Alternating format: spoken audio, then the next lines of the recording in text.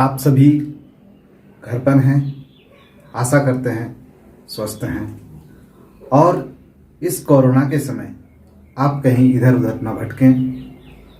इससे आप दूषित वातावरण के संपर्क में आने से आपको सर्दी जुकाम होने की संभावना बढ़ जाती है। इसलिए आप घर पर रहें और सुरक्षित रहें, साथ साथ अपने पढ़ाई को भी जारी रखें।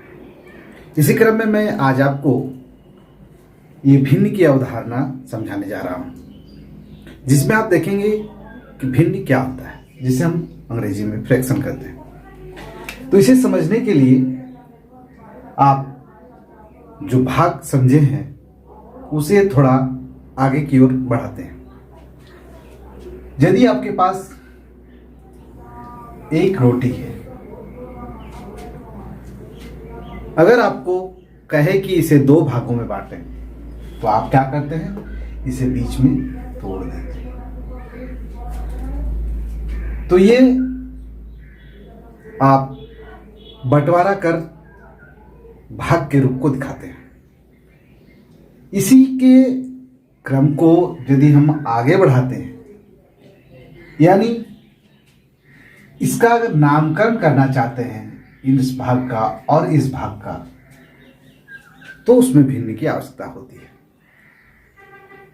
आइए देखते हैं। यदि इस तरह चौखट आपके पास है और वह 3 भागों में बटी हुई है, जिसमें से एक भाग आपका कलर किया हुआ है, तो इसे हम किस तरह व्यक्त करेंगे? तो इन्हीं अवधारणाओं को हम लोग भिन्न में व्यक्त करते हैं। जैसे ये रोटी का टुकड़ा 2 भागों में बटा है और हम किसी एक भाग का नामकरण करना चाहते हैं, तो उसे 1/2 लिखेंगे, यानी यह भाग 1/2 और यह भाग 1/2। इसे ही हम लोग भिन्न कहते हैं। इस टुकड़े में अगर ये 3 भागों में बटा हुआ है, उसमें कितना भाग रंग किया हुआ है? तो 1 भाग रंग किया हुआ है, तो इसे हम लोग भिन्न कहते हैं। इस तरह इन भिन्नों का जो ऊपर के अंक और नीचे का अंक है, उसका भी एक नामकरण है। इस भाग को हम लोग अंश कहते हैं, यानी ऊपर वाले भाग को अंश कहते हैं और नीचे वाले भाग को हर कहते हैं। अंग्रेजी में इसे न्यूमरेटर और इसे डिनोमिनेटर भी कहा जा सकता है। आइए देखते हैं अब इसका कुछ और उदाहरण, जिससे भिन्न की अवधारणा हमें क्लियर हो सके। आइए कुछ उदाहरण से हम लोग भिन्न के रूप में किस तरह लिखेंगे उसे हम समझने का प्रयास करते हैं। यहां पर एक चौखट दिया हुआ है जो 4 खाने में बटा हुआ है और उसमें 1 भाग रंग किया हुआ है। तो हम लोग पहले ही समझे कि भिन्न का जो स्वरूप है वह भागकाई स्वरूप है। इसे प्रतीकात्मक रूप में हम लोग व्यक्त करने के लिए भिन्न का सहारा लेते हैं। तो यहां पर देखते हैं इसमें 4 खाने हैं। इन 4 खानों में एक ही खाना रंग किया हुआ है, तो उसे हम लोग भिन्न में व्यक्त करने के लिए 1/4 लिखते हैं। एक अन्य उदाहरण देखते हैं। ये एक वृत्त है जो 3 भागों में बटा हुआ है, उसमें से 1 भाग रंग किया हुआ है, तो उसे हम लोग 1/3 के रूप में व्यक्त करेंगे। अगला उदाहरण है, इसमें 6 खाने बने हुए हैं, जिसमें से 2 खाना रंग किया हुआ है, तो इसे 2/6 के रूप में लिखते हैं। अगर इसे हम लघुत्तम रूप में लिखने का प्रयास करेंगे, तो इसे हम लोग डिवाइड कर देते हैं। 2 1 के 2 और 2 3 6। तो इस तरह यह भिन्न के रूप में हमें समझने में मदद करता है। अब भिन्न के विभिन्न प्रकार को हम लोग समझेंगे। भिन्न के जो प्रकार हैं उसे हम लोग इस प्रकार समझते हैं। पहला, समभिन्न। समभिन्न हम लोग किसे कहेंगे? तो समभिन्न वह भिन्न है जिसका हर अंश से बड़ा हो। यानी यदि कोई संख्या ऊपर में 3 है और नीचे 4 है तो अंश यहाँ कम है, हर अधिक है, तो इसे हम लोग समभिन्न कहेंगे। विषम भिन्न जिसमें अंश बड़ी हो, यानी यदि हम इस प्रकार संख्या लेते हैं, अंश बड़ी है और हर छोटी है, तो उसे हम लोग विषम भिन्न कहते हैं।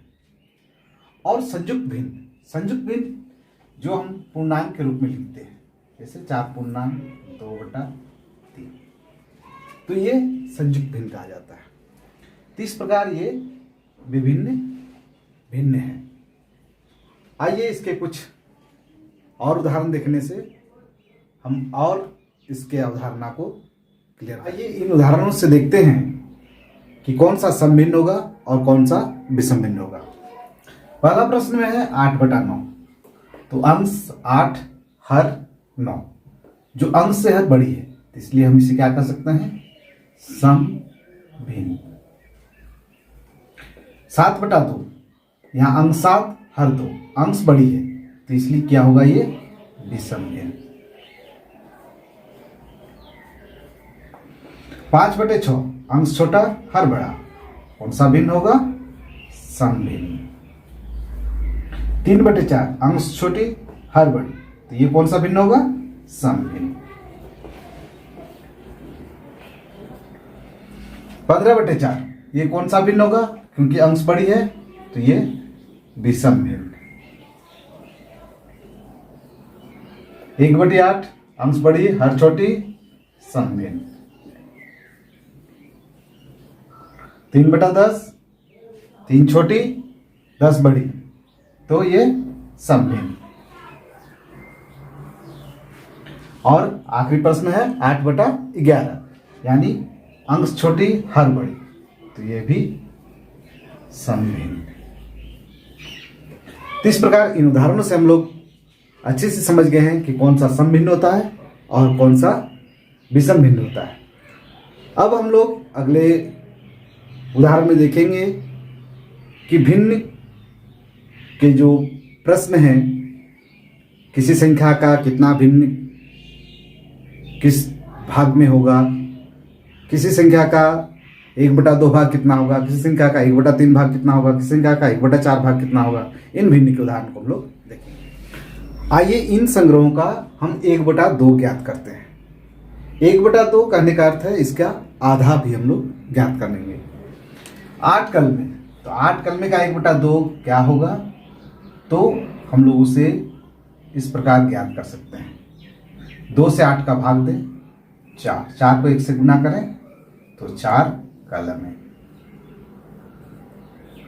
यानी 8 कलमे का 1/2 भाग क्या होगा, 4 कलमे।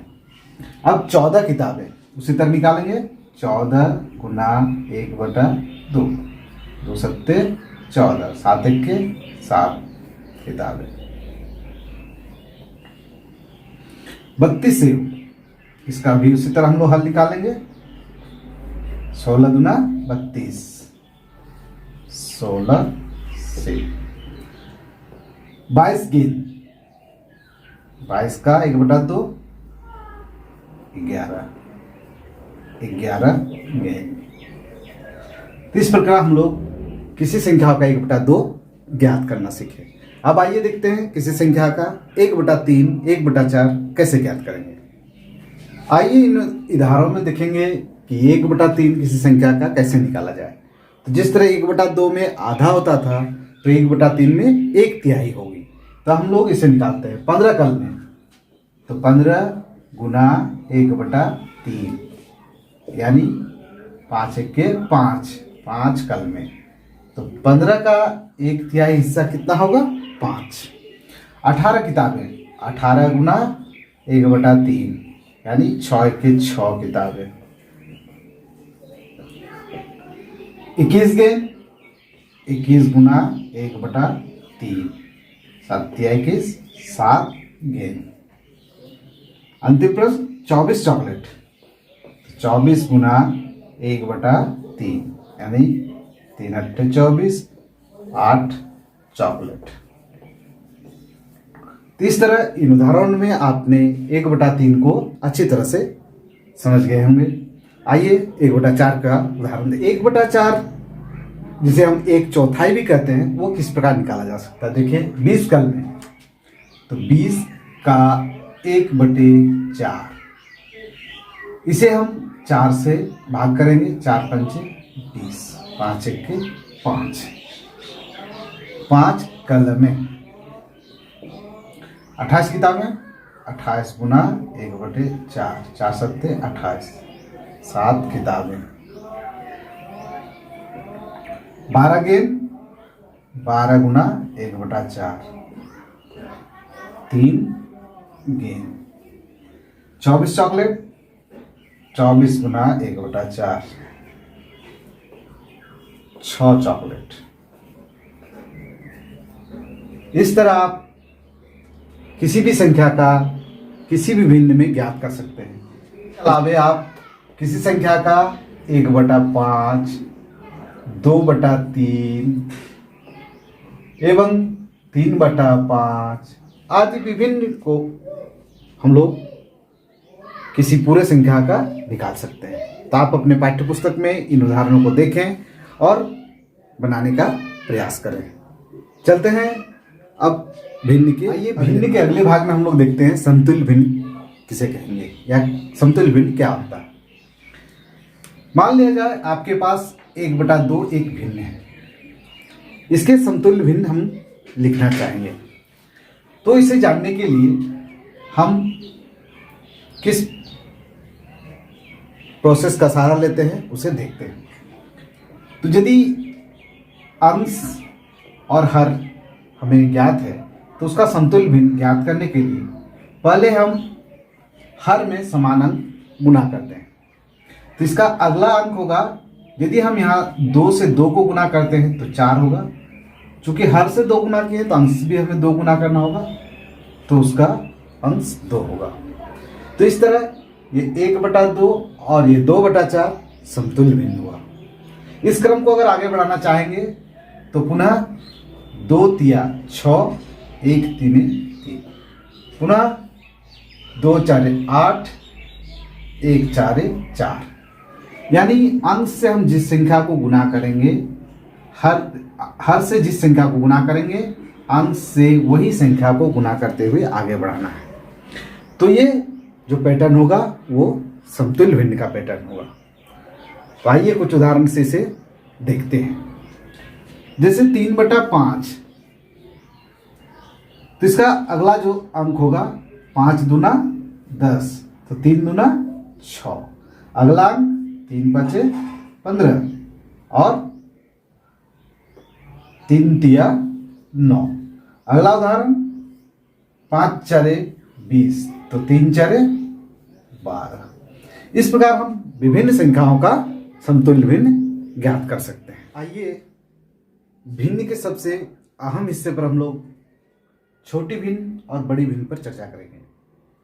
ये भिन्न का सबसे महत्वपूर्ण भाग है, इसे समझना बहुत ही आवश्यक है, इसे ध्यानपूर्वक समझें।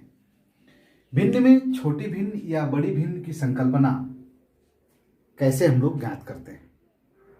माना जाए यहाँ 1/2 एवं 1/3 दो भिन्न संख्याएं हैं। अब इसमें से हमें कौन छोटी या कौन बड़ी है, इसे किस प्रकार ज्ञात करेंगे। तो इसके लिए 2 मुख्य नियम हैं। इस तरह तो और से बहुत सारे नियम हैं, लेकिन 2 मुख्य नियम को आपको अपने दिमाग में याद करके ही रखना है कि अगर अंश बराबर हो, जरा ध्यान दीजिए इस बातों पर, यदि अंश बराबर हो और हर बराबर नहीं है, यानी अंश में 1 1 लिखी हुई है लेकिन हर में 2 3 या अन्य संख्या भी हो सकती है, तो इनमें जिस संख्या का अंश समान है लेकिन हर असमान है, तो हर जो संख्या छोटी होती है वह भिन्न बड़ी होती है और जिसका मान बड़ा होता है हर, वह छोटी होती है। ये एक कंसेप्ट है। आइए दूसरे कंसेप्ट को देखते हैं।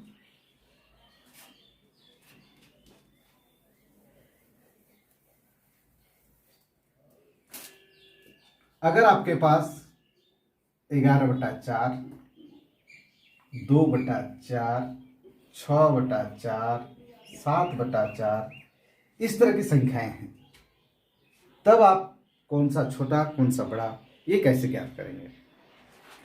तो यदि समान हर रहे, किसी भिन्न का समान हर रहे, तो इसमें अंश जिसकी बड़ी होती है वो भिन्न बड़ी होगी और जिस भिन्न का अंश छोटा होगा वो अंश छोटा होगा। यानी इसमें 11/4 जो होगी सबसे बड़ी भिन्न होगी और 2/4 सबसे छोटी भिन्न होगी।